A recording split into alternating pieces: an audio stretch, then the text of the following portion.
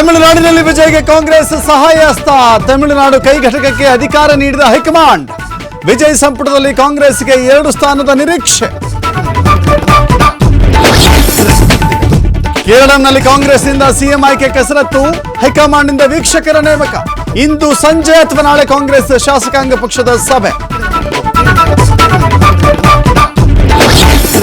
Supreme ಮೆಟ್ಟಿಲೇರಿದ ದರ್ಶನ್ಗೆ ಕಾರಾಗೃಹ ಇಲಾಖೆ ಚೆಕ್ಮೇಟ್. ಸೆಲ್ ವಿಡಿಯೋ ಸಿಸಿಟಿವಿ ಸಮೇತ ವರದಿ ನೀಡಲು ತಯಾರಿ. ಹಿಂಸೆ ನಿಂದನೆ ಎಂದಿದ್ದ ದರ್ಶನ್ಗೆ ಕೌಂಟರ್.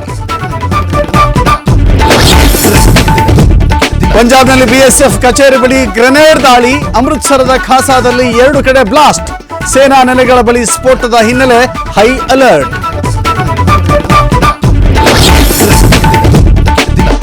ಅಮೆರಿಕ ಇರಾನ್ ನಡುವೆ ಹೊರ್ಮುಜ್ ಕದನ. ಪ್ರಾಜೆಕ್ಟ್ ಫ್ರೀಡಂಗೆ ಬ್ರೇಕ್ ಹಾಕಿದ ಅಧ್ಯಕ್ಷ ಟ್ರಂಪ್.